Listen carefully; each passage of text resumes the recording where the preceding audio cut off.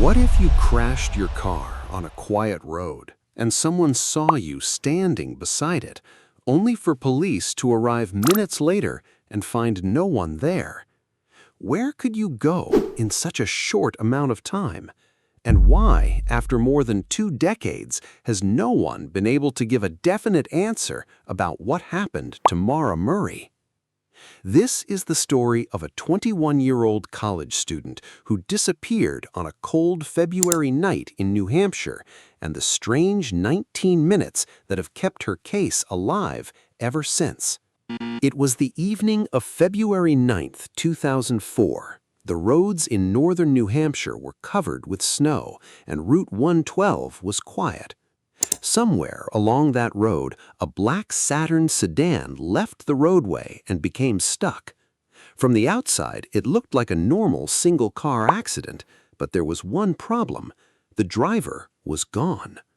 Her name was Maura Murray. She was 21 years old, a nursing student at the University of Massachusetts Amherst.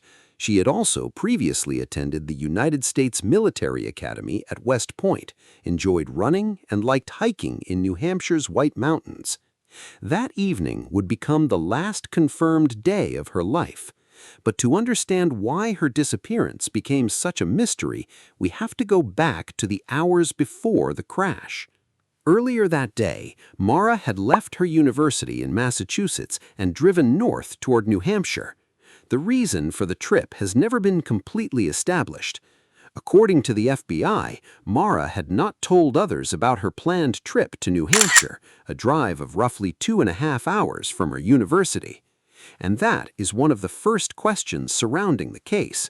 Why was she going there? The day before she left, Maura had searched for directions to Burlington, Vermont. She also made calls involving places in Vermont and New Hampshire. But there was no clear explanation for where she intended to stay. Then, on February 9th, she sent emails to some of her professors saying there had been a death in the family and that she would be away.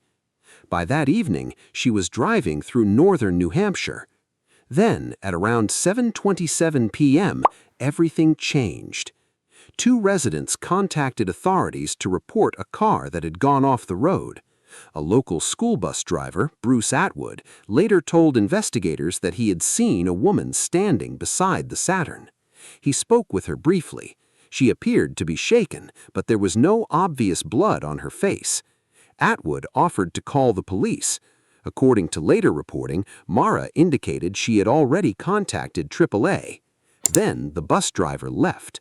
And this is where the timeline becomes incredibly important. The first call reporting the crash came at approximately 7:27 p.m. An officer arrived at about 7:48 p.m. That is only 19 minutes. When the officer arrived, the Saturn was locked, but Maura was nowhere to be found. Think about that for a moment. Someone had apparently been standing beside the car. A witness had seen her. The police were called, and less than 20 minutes later, she had disappeared.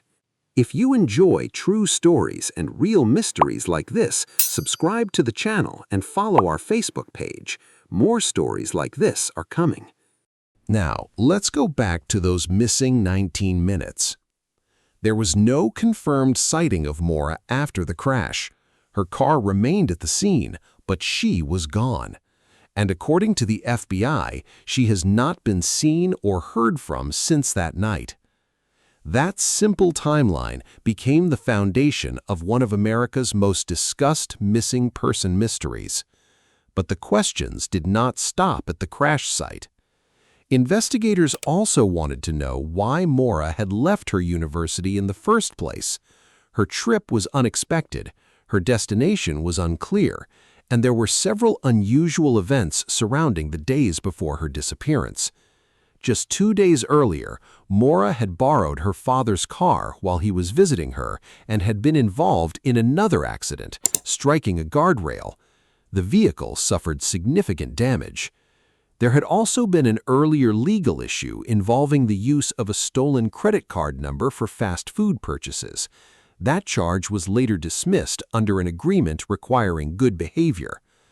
but there is no established evidence showing that either incident caused her disappearance, and that distinction matters. Because over the years, Maura's case has generated countless theories. Some people believe she may have decided to disappear voluntarily. Others believe she may have accepted a ride from someone. Some have suggested that she may have entered the surrounding woods, and others believe she may have been the victim of foul play. But none of these explanations has been proven. That is what makes this case so difficult. There is a timeline, there are witnesses, there is a vehicle, there have been searches, but there is no confirmed explanation for what happened to Maura after she left the crash scene. Investigators have searched the surrounding area many times.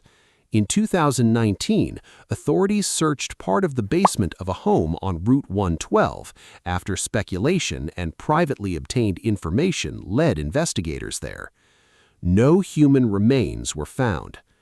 In 2022, authorities conducted another extensive search in areas off Route 112, including parts of Llandaff and Easton.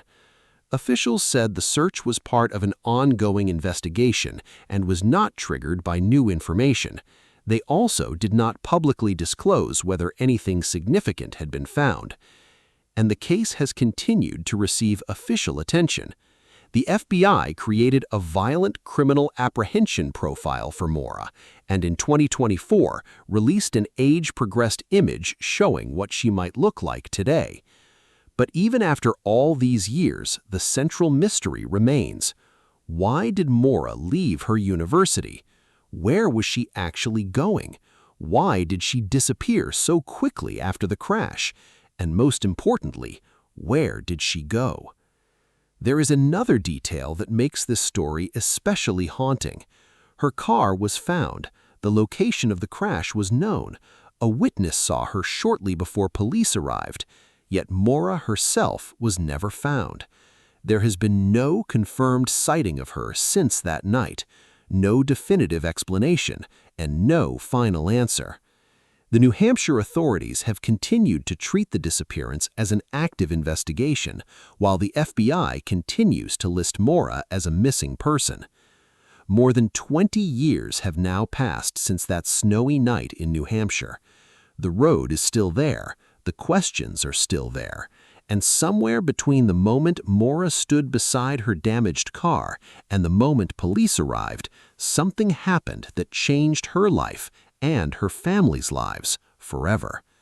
We know where her car was. We know when the police arrived. We know someone saw her, but we still don't know what happened in those final minutes. And perhaps that is what makes the case so difficult to forget. Because sometimes a mystery isn't created by a lack of clues. Sometimes it's created by the fact that we have just enough clues to know that something happened, but not enough to understand what it was.